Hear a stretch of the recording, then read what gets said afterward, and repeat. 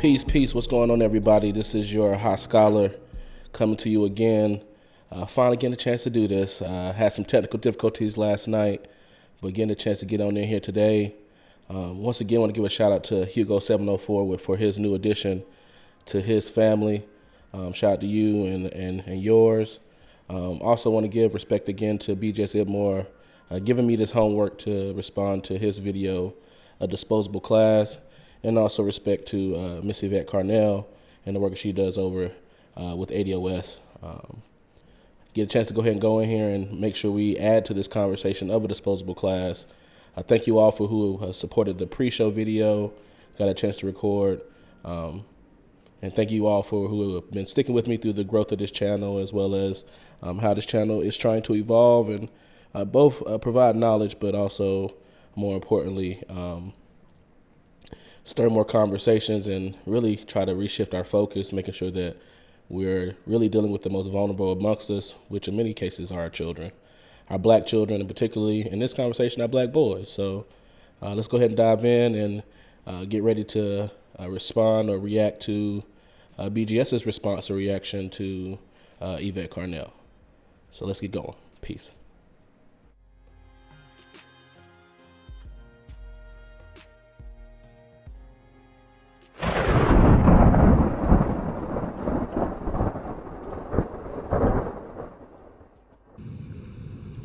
And now he's about to be ruled the property of Starfleet.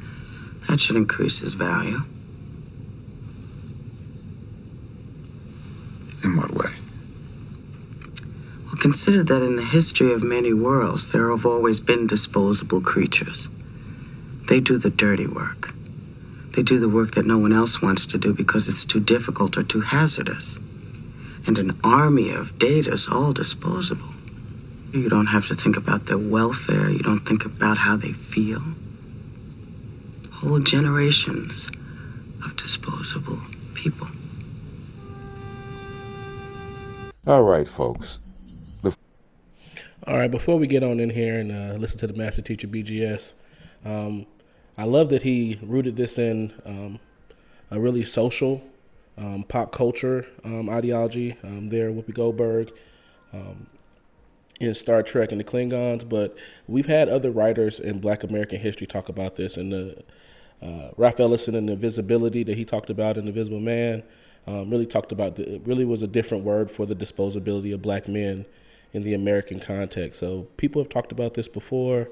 Let's see what BGS and Yvette talk about in this video. All right.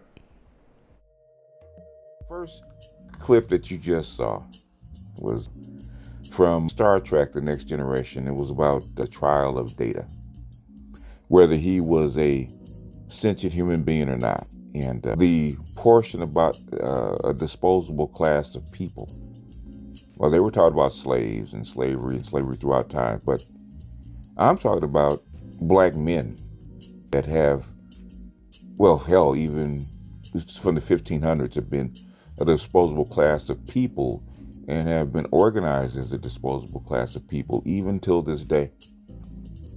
And what triggered me the memory of that Star Trek clip, and something I've been saying for a very long time, and just kind of brought back to mind, because it's one thing when you think it, and me being black-pilled, I think of it logically, and I think of it non-emotionally, and I think of it just matter-of-factly, it is what it is, right? It's black pill. Because when I think it, when I say it, when I mean it, there's no emotion attached to it. There's thought, but there's no emotion attached to it. But when I hear Yvette Carnell, who's obviously a lesbian, obviously a leftist, obviously a intersectional feminist, obviously she is all that, and a staunch Democrat, is all that.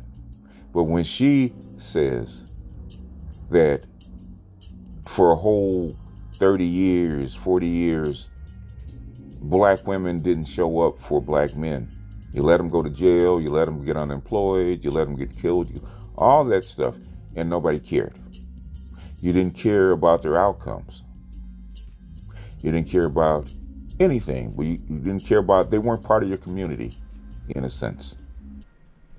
I'm glad this conversation is starting to come out because, like BGS just pointed out, for the last 30, 40 years, we've had a situation where black boys, that's where it begins. It begins at the black boyhood, where you become and you see, you go from being adored as a baby to about 3 to 5 years old. The narrative flips. The narrative, even within your family and within your own household, may shift because you're not going to hear the same messages of encouragement, the same messages of achievement, the same messages of attainment that some of the others would hear who are right beside you in your household. And the researchers said this. The researchers said, Tommy Curry pointed out the research talking about academic achievement being tied to the narratives and messages that black boys are hearing versus their sisters. So it's good to hear, to put out there, make sure that people understand what's really going on. But the disposability of black men begins with how they are really flushed in the educational system, flushed in the community.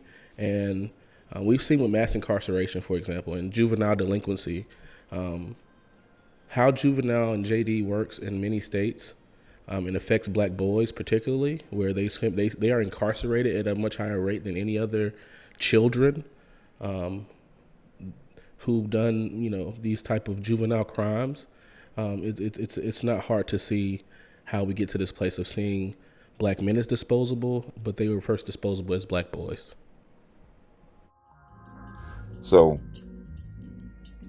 I'm going to show you 2 minutes of the clip. I'm probably going to react to the whole 30-minute video because I think it's worth reacting, because there's a lot of things that she dropped in it that I think I should address. I might not do it at the moment because I actually want to put this together because I want it to mean something. I want the meaning to resonate. So I'm gonna play the 2-minute piece that I clipped from Yvette Carnell about the community, a supposed community, and how the community, the nation, and our women see us as disposable. They don't care. If we're useful, we're useful. If we're not, we're not. We're useful for certain things, and if not, nobody's gonna pull you out of jail. Nobody's gonna pull you off the street. None of that. So I'll play this right now. I mean, we could just talk about, it really is something. It really is something. Combining administrative survey and census data, we estimate that among men born between 1965 and 1969, 3% of, don't rush past this date. 1965 and 1969. Now, this was in 2004. This is a study from 2004. We estimate that among men born between 1965 and 1969, 3% of whites and 20% of blacks had served time in prison by their early 30s. The risks of incarceration are highly stratified by education. Among black men born during this period, 30% of those without college education and nearly 60% of high school dropouts went to prison by 1999. 60%. Let me read that one more time because y'all didn't hear me. Among black men born during this period, 30% of those without college education and nearly 60% of high school dropouts went to prison by 1999. So you're seeing a majority of black high school dropouts go to prison. Those are majority ADOS men. That's who you see getting locked up. 60%. That's ridiculous. I mean, what she's saying is, of the contingent or of the number of high school dropouts who are black men, 60% of them are going to do prison time. And again, this is stuff that is common knowledge. This is stuff that has been going on for a very long time. This is stuff that my dad's generation dealt with, my grandfather's generation dealt with. This is why in the pre-show video, I talked about how, my goodness, when you are out here on social media, Twitter, Facebook, Instagram, wherever you are, and you're talking about the condition of black men and you think it's a joke, when you talk about the condition of black boys, we're talking about boys. We're not talking about men. We're talking about high school dropouts. We're talking about people between the ages of 14 and 18 years old who somewhere along the educational, not just somewhere, around third grade, they were given up on because they weren't able to pass the standardized test. But even before then, they were already being pushed out and threatened because of their classroom behavior, while they saw people right beside them displaying the same behavior. Like, I'm glad Yvette Carnell is bringing that. Like, I love, again, BGS and Yvette and anybody who brings empirical data to a very rich discussion. Like, this is why our classrooms and our conditions and our communities look the way they do. Like, this is why, crime statistics for black boys, like I said before in the previous clip, like JD are filled with our black boys not because they want to be there. They have been given up on and in many ways pushed out to a pipeline. They call it a school to prison pipeline because it is so chock full of black boys who become black men who are incarcerated. And I'm glad she's bringing this to the forefront. Like, my goodness. Like, it's literally like, it's a playbook. It's damn near formulaic. It's damn near a whole formula that we all know.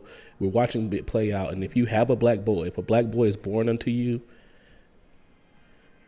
heaven forbid that, this is the life that they become. You hope they are not a part of this demographic, but as soon as that first failed class in high school, it's a good possibility of reality for him. 60% of the high school dropouts get locked up. That's 1999. Tell me who didn't know. They absolutely knew. They put this thing on roller skates. They threw gasoline on the fire. The novel pervasiveness of prison indicates the emergence of incarceration as a new stage in life, in the life course of young, low-skilled black men. So what they're saying to you is that this has become part of the life stage. This is one of the life stages that ADOS men go through. Now, it is expected. Low-skilled ADOS men, it is expected. And you know what they did in terms of immigration? Not only did they say, well, we're going to put you in jail, and it's expected, and if you low-skilled, 60%, if you a high school dropout, 60% of y'all going to jail. We're going to import, when you talk about immigration, we're going to import people in here are going to be competition. That's going to make your opportunity dwindle even more because you already got a record, baby. So we put you in jail. And I'm going to let the scholar, Yvette, cook, because this is why, my goodness, they know how this is supposed to play out. And this has been going on for so long.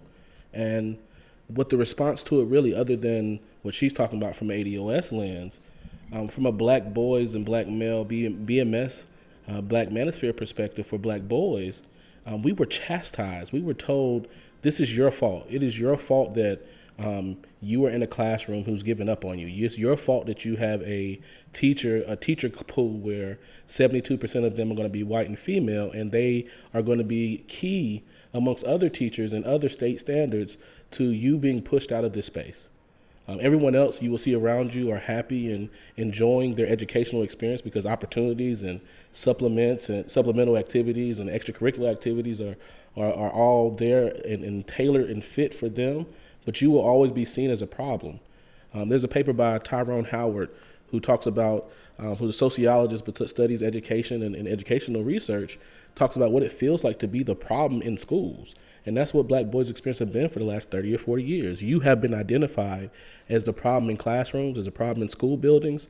And once we can push you out and get you out of those spaces, these will run more effectively. When you think about how districts have gerrymandered not only the voting district, but also the school and public education district to level how many black boys are in these schools and classrooms, and it makes it more effective to be pushed out, where their behaviors, no matter what it is, at whatever age, will be normal for everyone else and will get more understanding. And even in this current context, social emotional understanding. Well, for black boys, we got to push them out to make the school better, to make the classroom better. And we've done that in the society too. We've locked them up to get them out of the way of the community. Right. And then we're going to import some low-skilled workers to compete with you. So what do you think your outcomes look like? I'm just asking. Nate, this is an old study. 2004, and they're talking about by 1999. This is an old study. Everybody knew. Stop telling me somebody did. They did. Well, I don't know. Could have been. No, they knew what the outcomes were. And the thing is, nobody cared. Like nobody's heart was broken for black men. People did not give no care. I'm sure their mamas cried in the courtroom and all kind of stuff. But I'm talking about as a community, we did not care. This incarceration rate proves we as a country and as a community do not care about ADOS men. And so if you're going to talk to me about ADOS men being the white people or being the white, or why they going to be the Trump, talk to me about why you and why we as a community never cared about them. Listen, we don't even talk about what community means. We talk about the black community. I saw a tweet the other day. A woman said, the brick incident showed me that we don't really have a community. The brick incident showed you, and when a woman got hit in the face with the brick, and mass incarceration didn't show you that we don't have a community. You didn't show up for a whole set of men who were warehoused in cages, and you want to talk about one lady with the brick? Now, I'm sorry, y'all don't believe shit nobody with a brick. I don't want to get hit with a brick. I don't want to see nobody do it. You should not. I'm against these kinds of violent incidents. But what I am saying is that nobody's talking about what community looks like. And nobody's talking about what it means to be in community with somebody. So wait a minute, you don't show up for all. You got all these ADOS men who got in jail for weed. All this stuff wasn't rape and just running around shooting people. That's not all. People are in jail. People got locked up for nonviolent stuff. People got locked up. People were innocent and got locked up. We're seeing a lot of those exonerations now. You didn't care. You didn't care about that. But you want somebody to shout to the rooftops about the brick incident.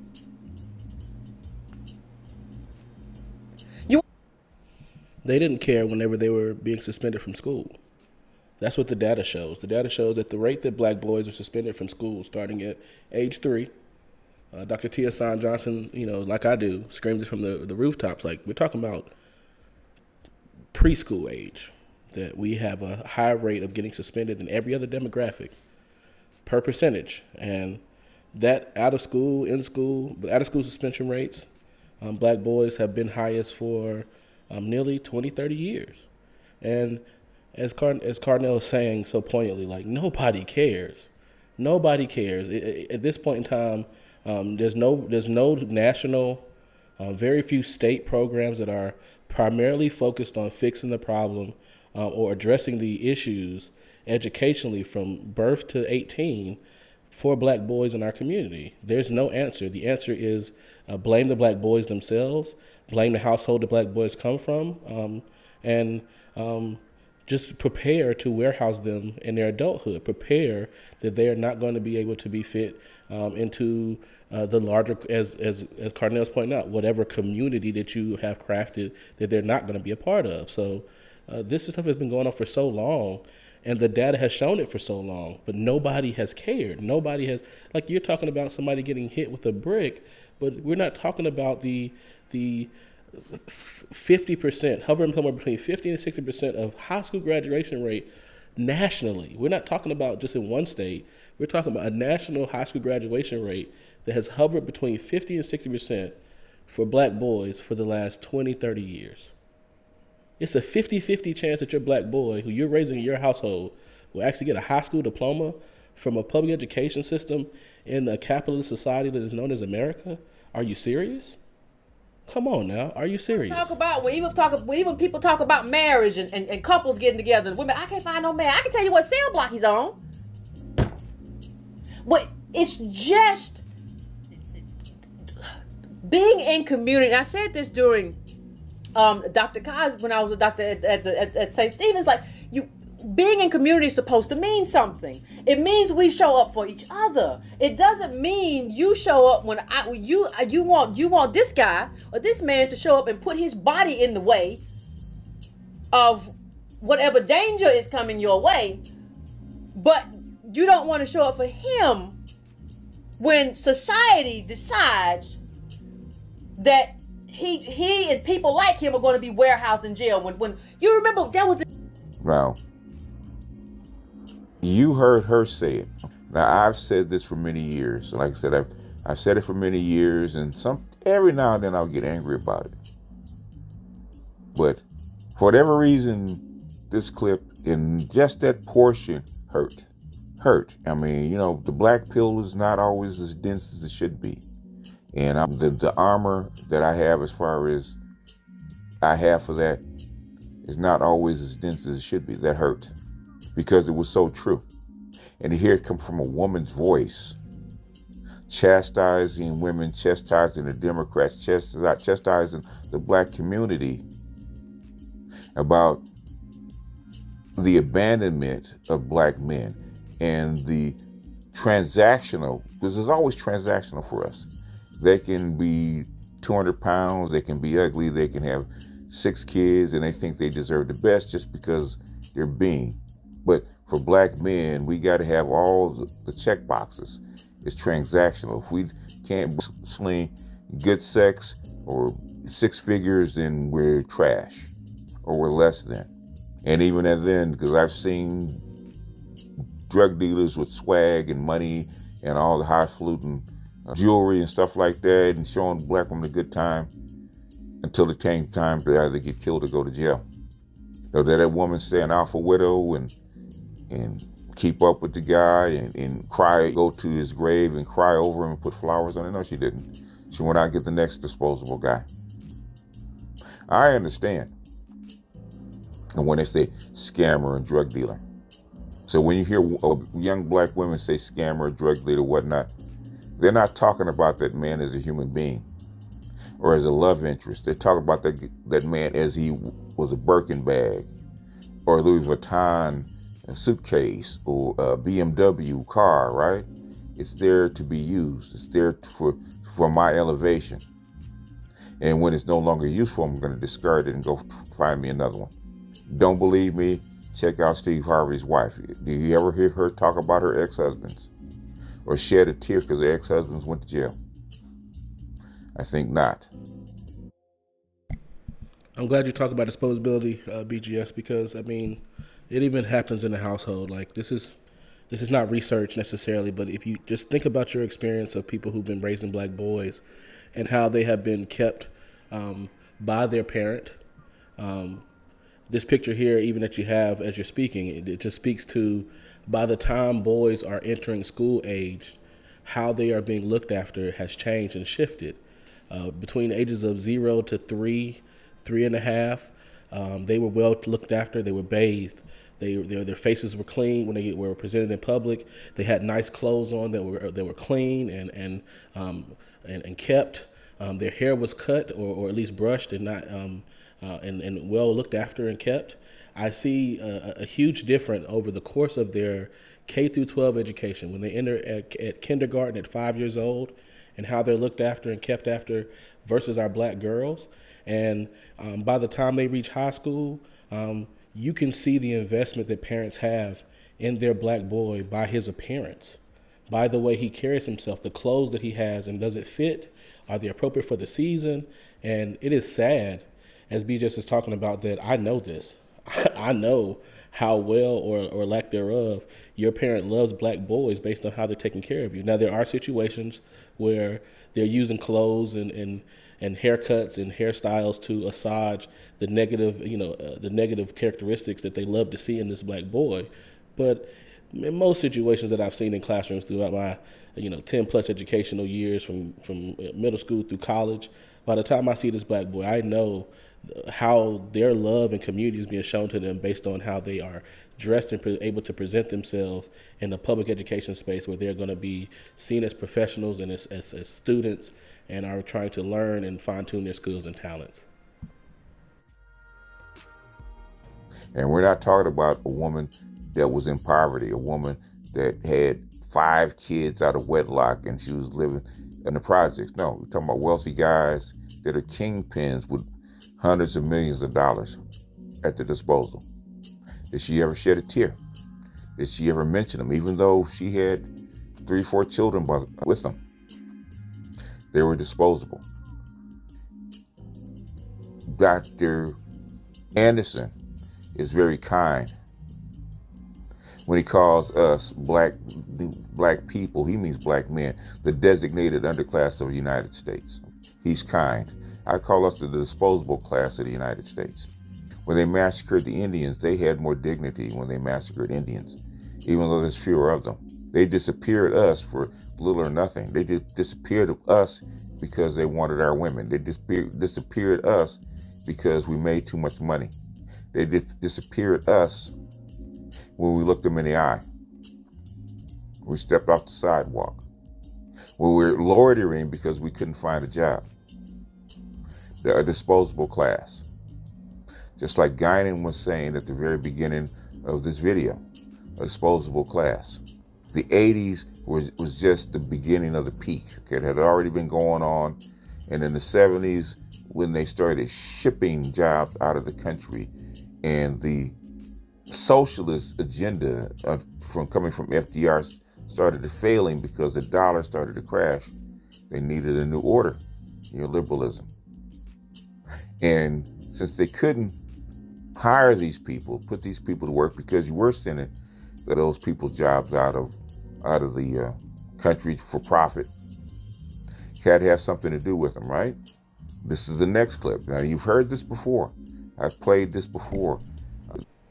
Before B just goes into this clip, I just want to repeat really what I said in the pre-show video, which is, and everything that Yvette has said in her clip with the data, at 60% of the high school dropouts being in prison. Black men as the disposable class, or disposable class that BGS coins them as, is a manifestation. It's just the product and outcome of the failure of black boys. Like, you were failed, you were damned to fail at birth.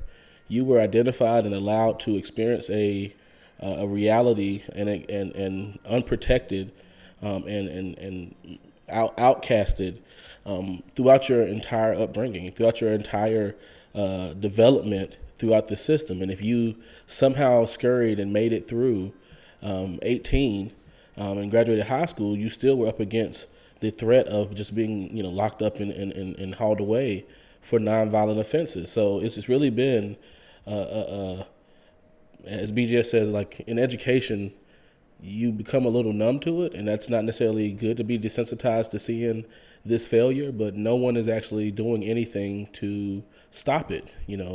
People are putting their individual will towards it, but on a mass scale, no one is addressing the failure of black boys, and quiet is kept, leading to the failure the society has done to black men. So this is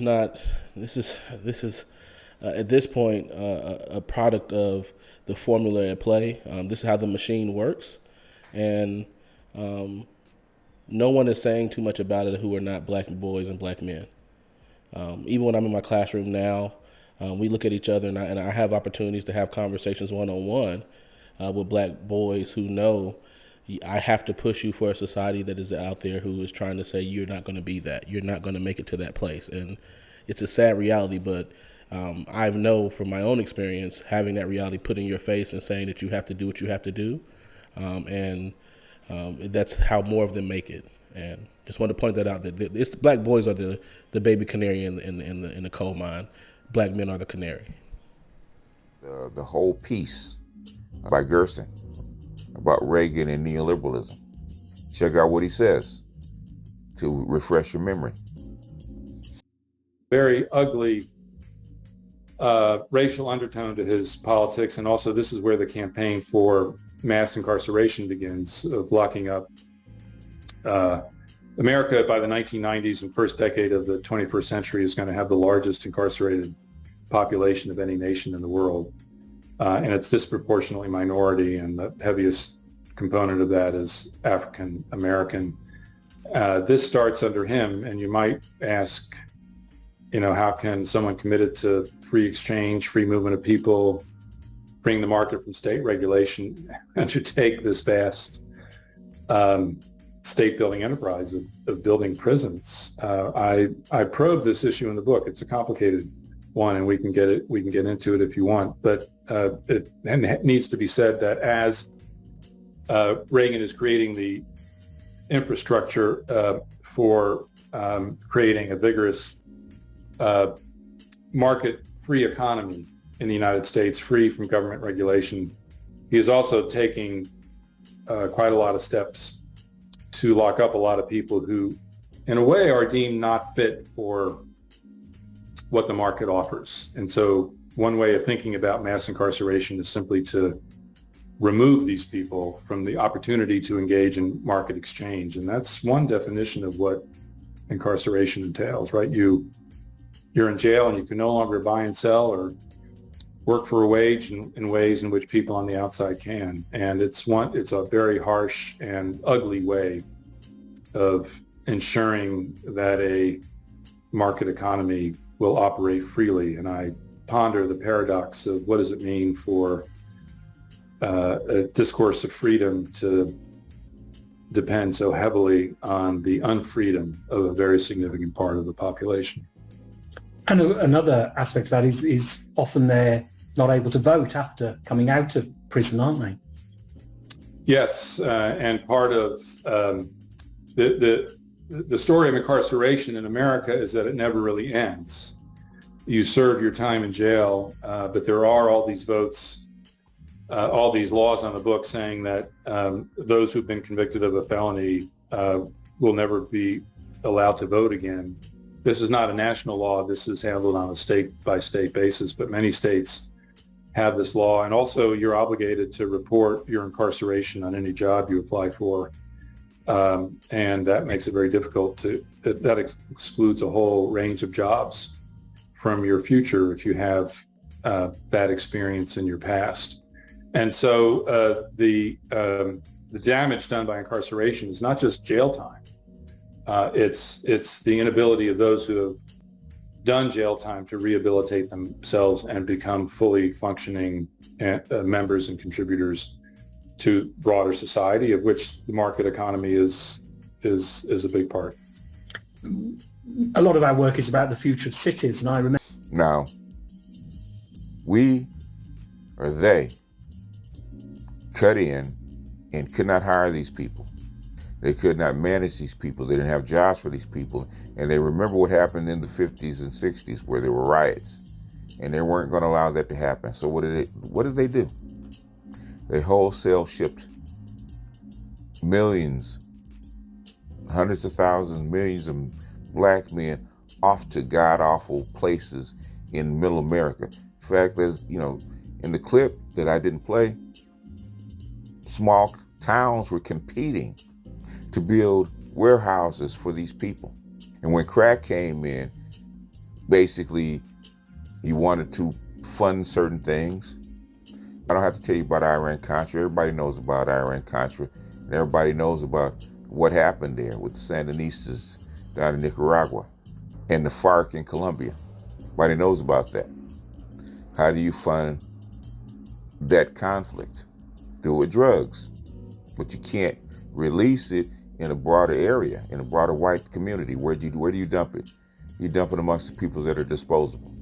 And the people that deal it and consume it are also disposable. And when they're all used up, where do you send them?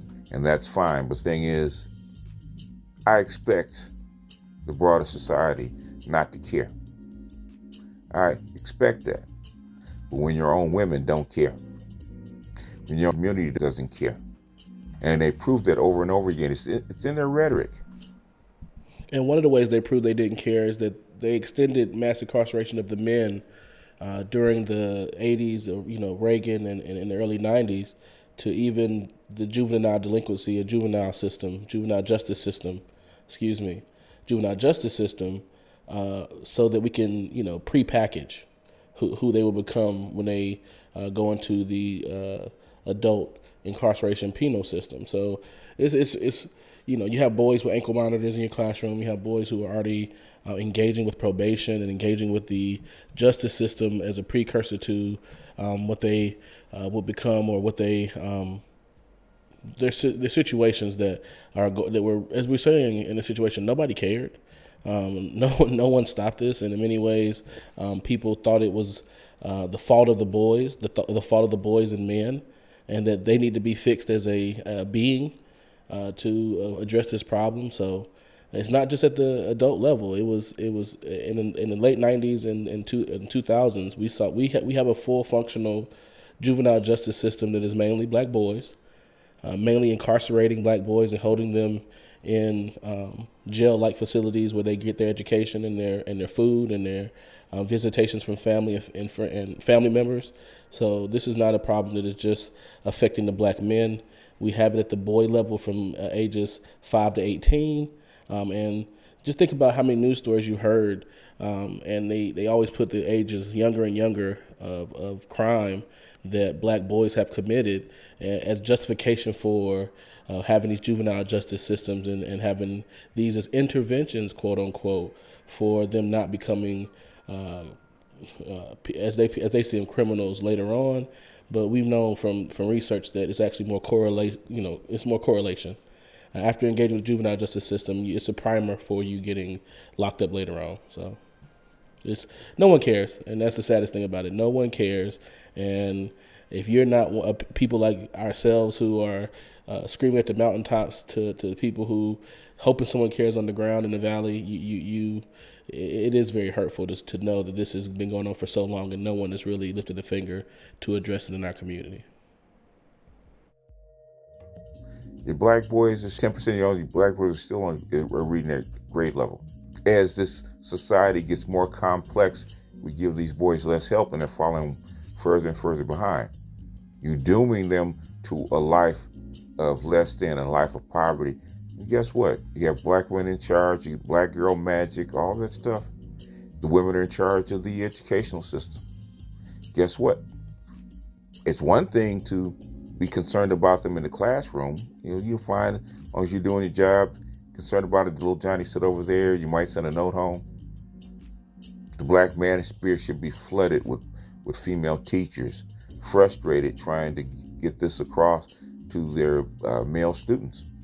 Because they went to college, they know the advantage of getting a good education, they've studied education, they know that these kids won't make it. They know that these boys won't make it. They know these boys have to hit the streets. And it's not whether they can do anything or not. The thing is, they don't say anything. There should be hundreds of thousands of papers by individual females, mothers, high school teachers, middle school teachers, elementary teachers. There should be hundreds of thousands of papers just infiltrating these spaces so that we can actually start the dialogue about some meaningful change. You don't hear it. Not because it's not happening, not because it's not important, it's because our women don't care. Even when it comes to politics, trying to change policy, they think we're trying to change policy because we're evil to them, because we're mad at them, because we hate them. Everything is about them, self-centered. Why? Because at the end of the day, guess what? They don't care. They don't care. And that's what bothered me about that rant that Yvette Carnell was going in on. And I may later on do a reaction to the whole video. It's 30 minutes. I didn't want to spend a whole hour and a half going through the video that she put up, even though it's important, and I still may do it. Not because that she's saying anything different, because she's not. Not that she's saying that about anything that we don't already know about, because this is ancient history. This is 40 years worth of history, sometimes 50 years worth of history. There's hundreds of papers that are out there that, other than the one that she showed. There's up-to-date papers. You've seen it with Reeves and Chetty. Chetty put up a whole study about black men and black boys and their life chances. Whole study. And guess what? Nobody cares. Yeah, I'm going to go ahead and cut it off here because I want this to be relatively short. It's about a 20-minute video that BGS put together. And like he said in his video, there's so much to respond to that people should already know.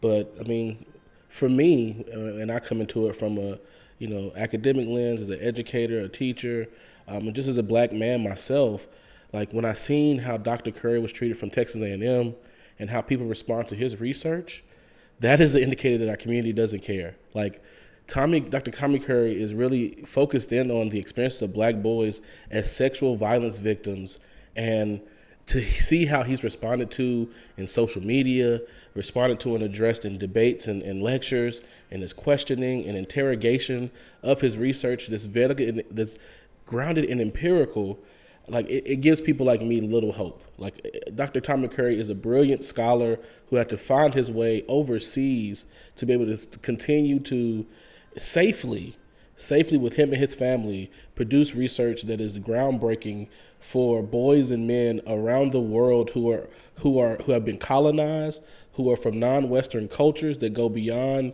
the the masculine feminine binary that is imposed by Western cultures and civilizations. But when I see how Dr. Curry is treated, because he talks about 5-year-olds getting touched by somebody in their family or in their neighborhood, or an older girl that is still unwelcome but is still unrecognized, and that now translates to how they seem almost impotent or reserved or have hesitation and avoidance behaviors when it comes to sexual encounters, and still are trying to figure out who they are. It gives us little hope. It gives us little hope that we are going to move forward, because we're not willing to face the reality of black boys.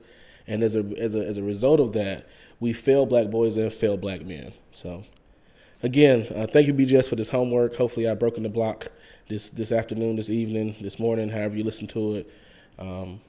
Again, this is HiiiScholar. Thank you all for supporting my work, and always amazed but never surprised, y'all. Like this is commonplace, and I continue to do conversations about black boys and black men because we need to elevate this conversation. Thank y'all for listening.